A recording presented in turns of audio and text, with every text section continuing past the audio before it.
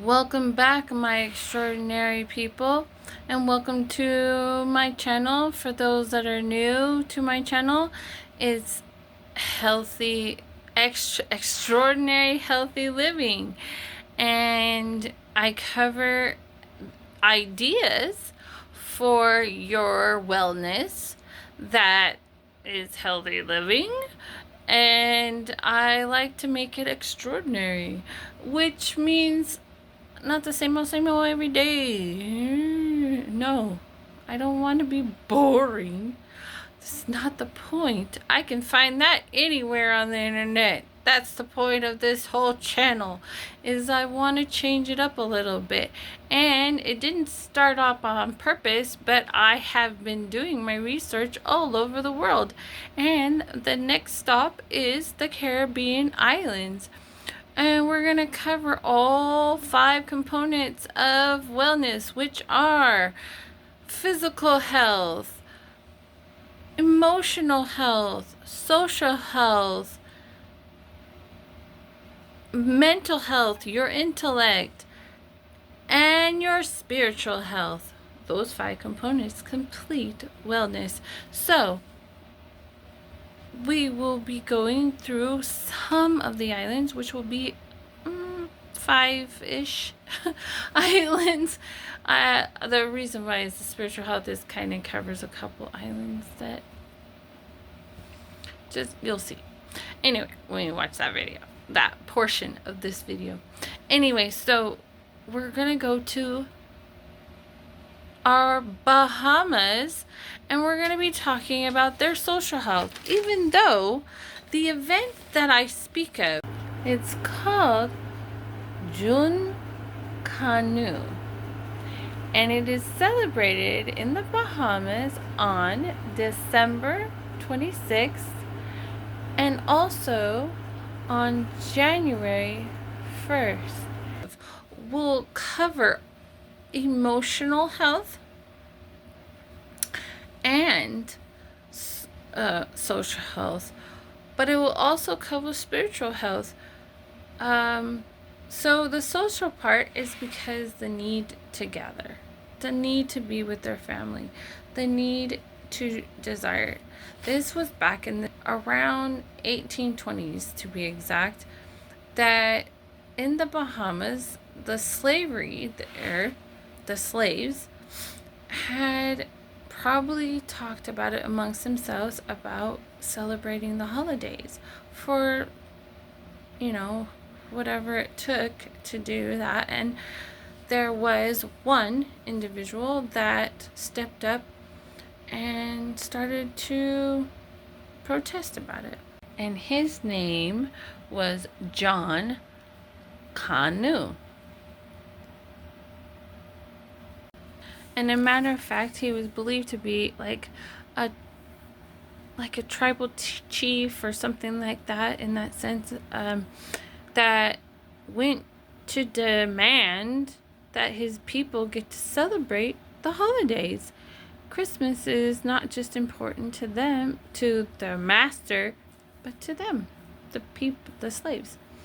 And I'm pretty sure after convincing that they told them that they unfortunately could not celebrate it until the master main master fell asleep.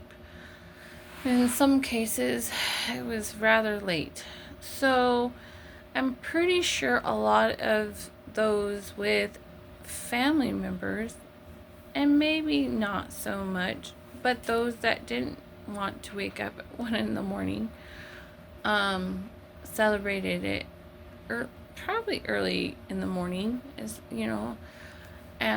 most children don't sleep in too late, like young children. They're hungry and they're desiring food, so the celebration can start fairly early, and they probably need to feed them a little bit of breakfast real quick. But overall, it was all about their social health and very much their emotional health and spiritual health. The reason I'm saying social house because now, and it's such a huge gathering. It's like a ginormous festival, a celebration of every traditions and things worked in there, music, food. Of course, there's street food.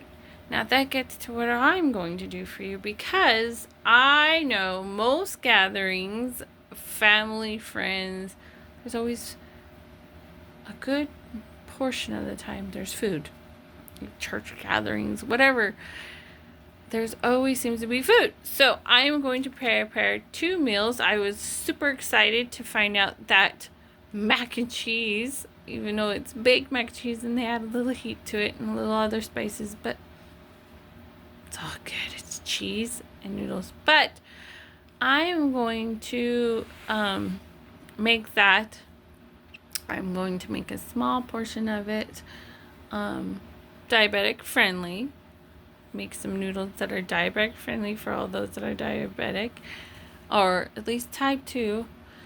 I'm not as good with the type 1, but diabetic friendly, at least in that portion.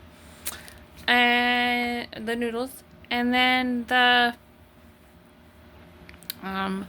other thing that was very difficult to, well, not difficult to find, difficult to find a large enough amount for my family, was the snapper. And so in that case, I will be making the same recipe that I do on the snapper on some pork chops to go along with my meal, since the snapper is not quite enough. Okay, so let's make some we're going to start with our diabetic friendly noodles. Remember, I'm just making a small amount for this meal. The rest will be the regular noodles. You can use whatever noodles you would like for your recipe. So this is your 2 eggs and our cream cheese. And I'm going to use 2 ounces of this. So yes, I need to pop my cream cheese in the microwave for about 15 seconds. I stirred it up a little bit, and I'm going to put it back in there for the rest of the 15. It needs to be softened up so it can mix nicely. Since I don't have a hand beater or anything like that, so I'm just using my fork. And now I just added my eggs, and I'm going to mix this all up, and that's all. Alright, I needed my whisk. It's not doing as good as a mixer, but mine broke. Oh my god, a little spill. I'll fix that. So anyway, well, it stopped working. Anyway, so preheat your oven at 350, and we'll get this all mixed up. We will put it in the pan, well, with parchment paper. Alright, it's all mixed up. Now it's time for the parchment paper, and into the oven it goes after I pour it into the pan. In the oven it goes for about 5 to 10 minutes, but I'm thinking probably more like 15. So go ahead and check it and see how it goes, and then it will be according to your oven and your likeness of how well you want it cooked. It should have golden brown around the edges. You'll see. So this is after it first came out, and you can cut off the brown, or you can eat it, or and you can. And I'll show you with a sharp knife. So see, it cuts fairly nice, but it gets more white if you mix it more better with a hand mixer electric. So they got a little bit golden, so maybe 5 minutes would be better in my particular oven. Anyway, so there you have it. I'm probably going to cut them about this size, all of them, and that way they'll fit. And they are actually very delicious. I've had them with spaghetti sauce, and I'm sure they'll work with anything. For the hummus mac and cheese, I'm going to put a little bit of salt, noodles, and butter in this pan, or salted butter. So I got some goat cheese. There it is, and I'm going to slice it up and put it in with the mix. But I have this in a pot, and I'm going to get this at a dente, which means not cooked all the way. I think it's getting fairly close. I need to start checking it. Then we got some cream cheese. I'm cutting off some for my diabetic friendly noodles, and it's about, whoops, my finger, 2 ounces as well. So I got me some Kobe Jack cheese. So I'm gonna saute some onions while that's sauteing, I'm gonna mix these two, and I'm gonna add about, I would say it's about maybe 3/4 a teaspoon of crushed red peppers. Go ahead and put your oven on 350, and so it can preheat. A tablespoon of the onions, of the sauteed onions, in my diabetic ones, and they're nice and hot. So I'm gonna put the rest in the other mix, and we'll get them all mixed up and put into the oven. So into the oven it goes for about 10 to 20 minutes, depending on you're just melting the cheese and setting it. Okay. I didn't add the egg in this one. I should. Then it would set more better. I'm going to go ahead and season the pot with pepper, roasted garlic, and herbs. It's like a grill mix. All right, here's our snapper, and we'll be making the same with the pork chop. So same recipe for what I make for the snapper is what I make for pork chops. Pork chop is because the reason I wanted to use pork chops because I saw the same recipe for both, so it wasn't like messing up, and that's not enough for my family, these lovely snapper. So we're gonna go with round 2 would be the pork chops. So it's a pre-wash in water and white vinegar, and then we'll move on to coating it. So 1/4 cup of lime juice, some pepper,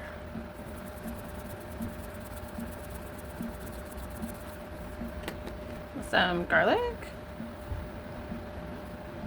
and some roasted garlic herb.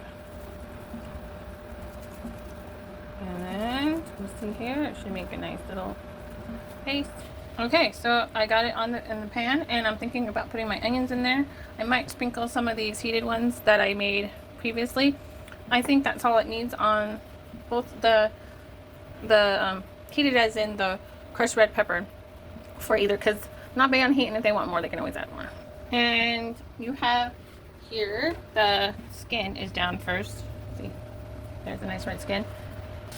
So here's the lovely mac and cheese baked. It looks so delicious. And we have the diabetic friendly in this, so I'm gonna leave it in the oven so it just stays nice and warm and until dinner time. So we're just flipping these guys back over, and I'm gonna add and I just put the seasoning on top. Now see, it's nice and drizzly. I added some more onions in this pot so I can put it with the others, so there's enough for both snapper and the pork chop. Looking pretty done. So, oh, this guy's in the corner. Okay. Alright. Looks good. So I also have the tomatoes with the onions that I had sauteed with the red crushed peppers. So yeah, so this is where I put those onions and red crushed peppers that I sauteed earlier into they're like stewed tomatoes, so just cooking right along. And I'm just going to put the sauce separate so people can put it on as they desire. So there you have it. Our turn it off so it can stop steaming. And then the mac and cheese is over here. That's the sauce. Looks delicious. And then there's our snapper, the pork chops, and mac and cheese. And then that side right here, on this side, they look a little different from those meals because that is the diabetic safe. Alright. And happy Bahamas John Canoe Social Health Gathering. So we have ourselves some I drip on snapper that I dip onto the sauce. There it is. Yeah. We're good. Okay, now for the pork chop. Made it exactly the same. Dipping it in the sauce. A little messy, sorry. Oh, that sauce is good. And now, the diabetic friendly mac and cheese. That's a little big. Sorry. I'm gonna get it a little smaller because I can't eat that big of a piece. Okay. Here it is. Whoa. That's so good. Oh my gosh. Gotta try this, guys. Whether you're diabetic or not, this recipe will work for you and bring all the social health to your home. Or you're gonna try some street food, this is the one. Or if you want to make it yourself, it's Bahamas, the John Canoe and celebration and social health, all in the Bahamas. Okay, so our next stop is Jamaica. We are going to talk about our emotional health. And our emotional health in Jamaica is, if you haven't guessed, it's reggae. That's right, and it also has a lot of aspects to it. There's right now I'm going to talk about your mental health and teach you a little something that if you don't know already about reggae. So there was many influences of reggae and our artists and all those lovely things. So reggae has been compared with jazz, blues, rhythm and blues, soul, and then it started to have these other influences of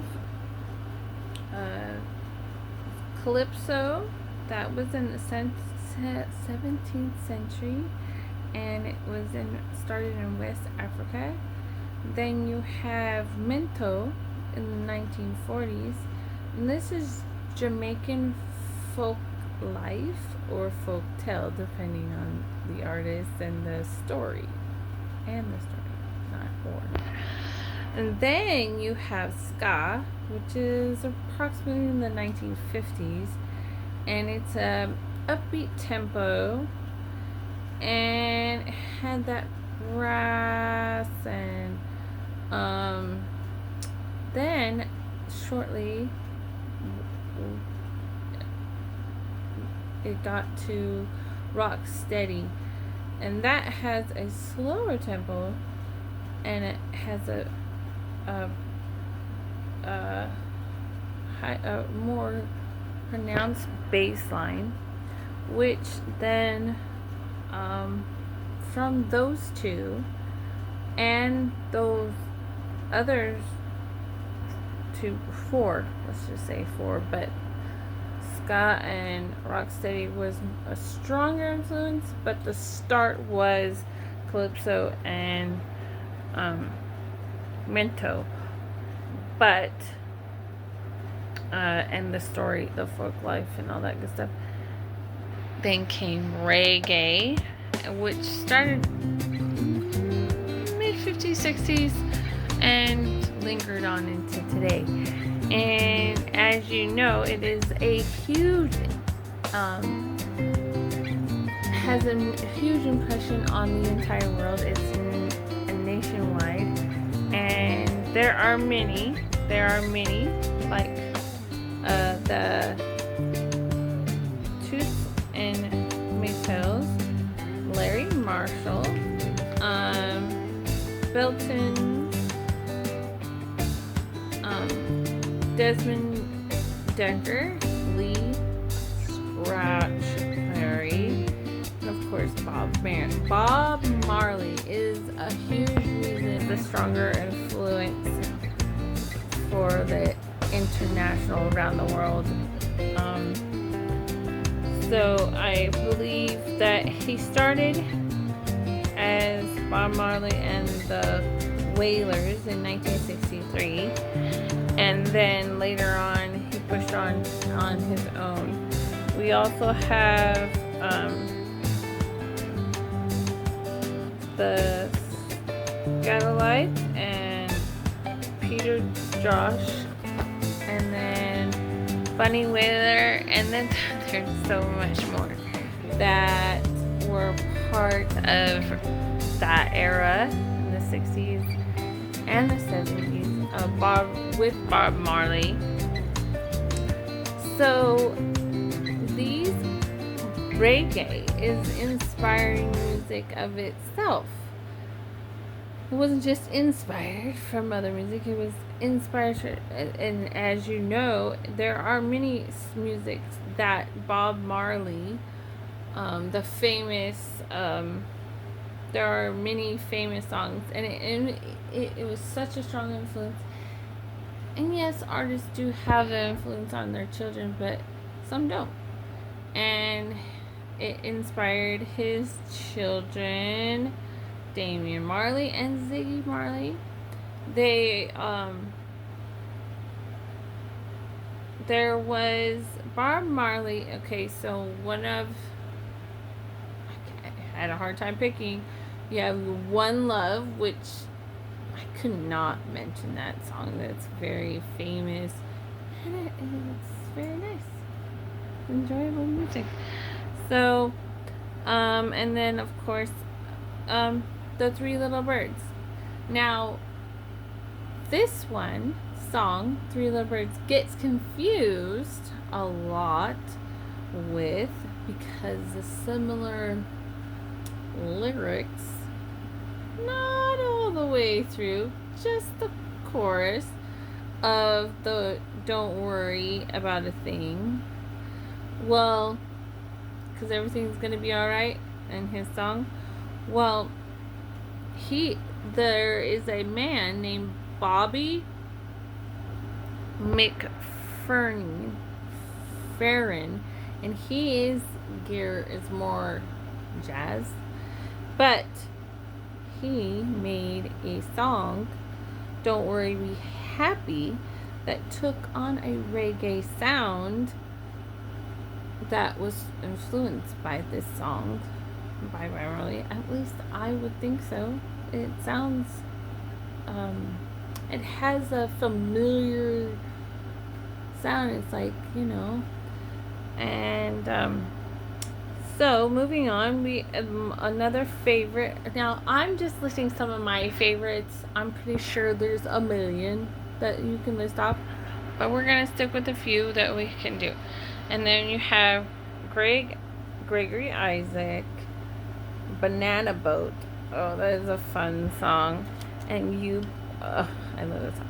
UB40. There's too many favorites on that one. It is The Way You Do the Things You Do. That was a growing up favorite for me, and go listen to it. I'm telling you right now, you're gonna love it.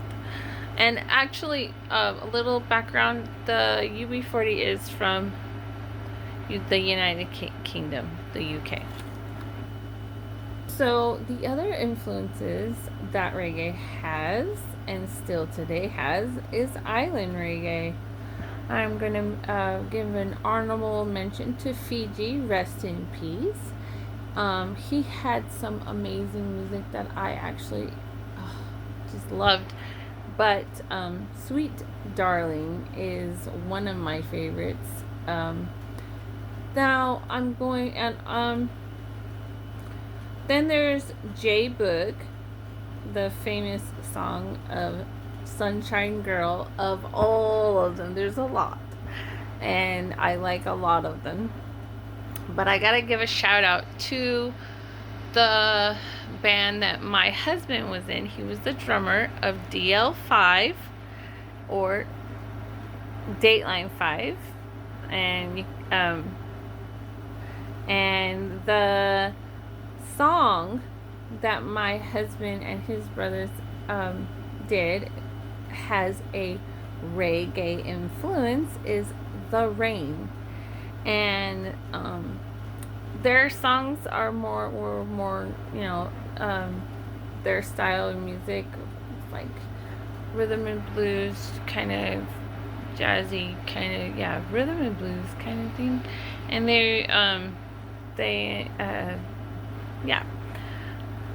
anyway, so that song was dedicated to missing loved ones that passed away. And pretty cool stuff that they had a nice reggae influence on that song, The Rain. And then, so we also have some reggaeton. Now, there goes another influence, okay? So, for kids who love SpongeBob, I fell across this song. I was looking for something, a little cleaner version. And yes, it is in Spanish, but it is by J Balvin Tani, or Tani, and the name of the song is Aqua, and it's basically the theme song about song SpongeBob in Spanish, but it's put to a reggaeton music. And then there's Santi, and the name of his song is Nada, but it is a sunflower remix in Spanish put to reggaeton music. And then Zumba. What other way to go with this? It led to Zumba reggae, and because it has reggaeton, it has reggae, you name it, it's in there. And Daddy Yankee Limbo is a good one. And all these mentions are clean. They should be clean. I checked the lyrics and English version too, and so I knew for sure. And then Shakira, you got your Waka Waka, This Is Time for Africa. That one's super fun. And I'm gonna have to mention Try Everything. My favorite of Shakira's. So go out there and try out the music of reggae and enjoy and experience some emotional health. Alright, so here we are still in the Caribbean islands, and we're talking about our physical health right now, and we're going to the Dominican Republic, and the dance that I'm going to show you is merengue. Oh yes, the merengue was in the early 19th century, and its influences, music influence, was, which are the danza, the waltz, the polka, and some other African influences, traditional music. Alright, let's get learning the merengue. Alright, are you ready to do the merengue? Here we go. This is just a simple standing in place.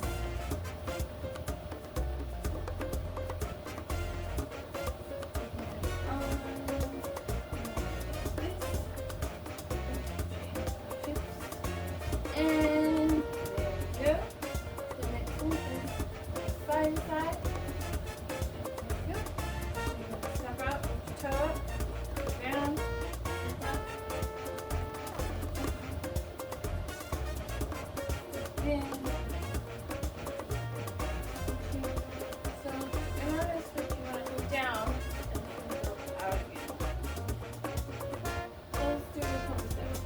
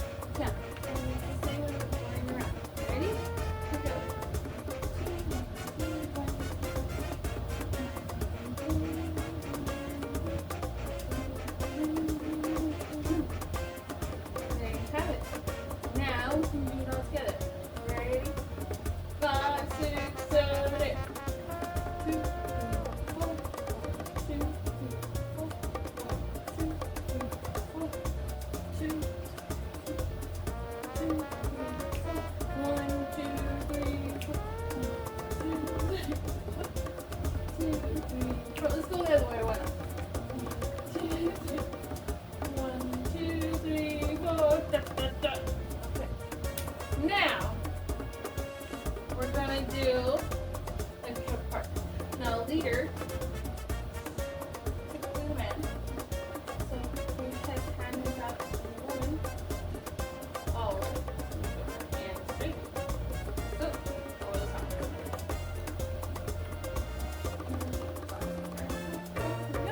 Now the other hand, the leader would be in this area. The shoulder blade would be exactly under your arm. On the shoulder blade. So, on the shoulder blade, under.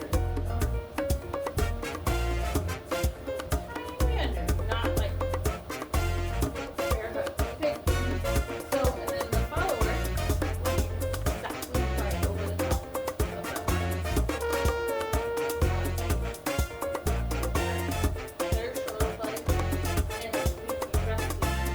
their Merengue. So with a partner, I didn't have one precisely for this particular video. Not available. But anyway, and so enjoy your physical health and have a little bit of emotional health in the process. And learning about it was a little mental health. So we got a combo. Hey. Hello, and now we're off to our mental health, and we're going to the island of Saint Lucia. This island has some amazing sights, and I think I have a Claire. There we go. We were going to talk about some of their amazing sights. They have a lot, as the other islands do, but these have some pretty cool twin volcanoes that are pretty amazing. They're not active, but they still have heat going on. You have Mount Gros Piton. Oh, one quick mention. They are part of UNESCO. Gros Piton is 798.25 meters, which equals to 2,118 feet high. Then you have Petit Piton, which is 743 meters, which is 2,437 feet. They have you can go visit them, and they are pretty amazing. Also, on the amazing part of the volcanoes, there is a sulfur spring, which is actually on the west coast of the island, in the town or near the sulfur. The volcano is dormant, and you can actually drive into it. I'm about to cover that in just a second. It has been dormant for about 259 years, 1776. This was where the sulfur, the stone mines were, and that's where it gets its name, the Sulphur Springs, where it has a hot springs, but it is makes like a mud bath, but it's warm. From what I've read, and they have it's sectioned off where you can have mud bath, and it's supposed to be like a cleansing of your skin and improvement. This is something that you would have to experience yourself, or speak to someone that has experience to tell you if it's true or not, if it actually helps your skin or anything else for that matter. I know would be an experience in itself, because on top of that you get to experience the waterfall that is 50 feet up in the air, or 50 feet tall, and then it pours down, and I'm pretty sure it is refreshing and enjoying. So if you do go upon yourself to be able to go there and go to this hot springs and have a mud bath, and you get to get a refreshing waterfall shower. Obviously still with your suit on. At least I would hope that's what you do, but at least it rinses everything off and you don't have to go back with this mud covering your entire body. So it looks like it would be very beneficial, and yes, indeed, something I didn't know. This is why I'm calling it mental health, because I'm sharing with you the cool experience of this volcanoes. I know they're like all over the world, different spots, but yeah, this is something that I'm sharing with you because I learned something new as well. All right, for our Caribbean island spiritual health, it's pretty much all the islands are, you can have a spiritual experience with the nature. Here we go again. I forgot to take this off. The glare is obvious. So we have a lot of the healing and wellness is hold on. There we go. Holistic healing, focused on wellness. There is all kinds of different ways. Like, matter of fact, I was talking about the baths, mud baths at the volcano sites. A little more mental health would be considered healing, and it could be spiritual, but it looks more like, from what I pictures, it seems more like fun vacation type thing. But it is a form of holistic healing. Jamaica has the Rastafari type of religion, and Haiti has voodoo, and Dominican Republic uses lunar hair healing. But I wanted to there are many islands, well, I'm not gonna say many, but there are many places actually all over the world that are dangerous. And like some of the Caribbean islands where they have gangs, and actually like gangs that kill people and threaten their life with control and violence. there's safety in the churches. They have a lot of times that they use them for safety. At least when I was reading about Haiti and different things, and different islands do the same thing. A lot of, if it's an unsafe area, no matter where you live in the world, a lot of times we turn to religion for our safety, and we want to have refuge from the storm and the sense of spiritual health. And a lot of times we need one another to feel that peace and sing songs of joy that praise God in any form, even if it's meditation, looking at the moon, looking at the sky, finding healing in nature.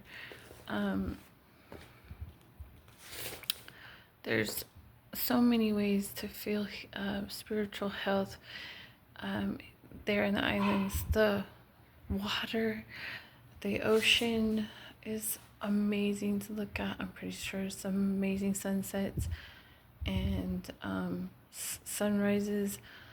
I'm sure there's moments that you can look at the sky, not just the moon, but like the stars, things like that. And if we find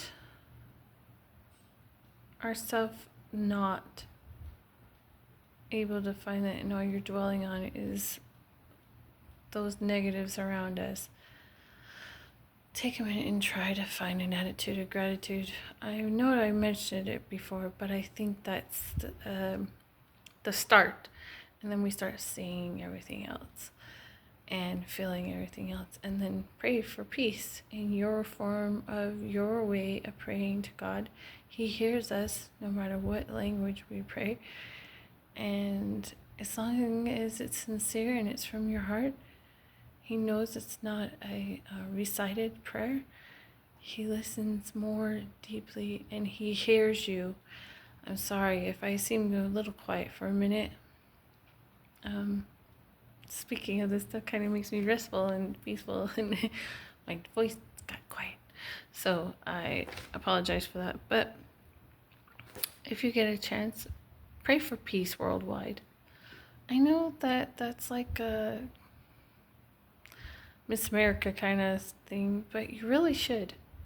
Every now and then, if not every day, we should pray for peace worldwide. And that, I promise, that will make a difference in your life.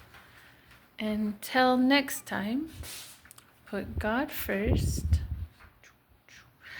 And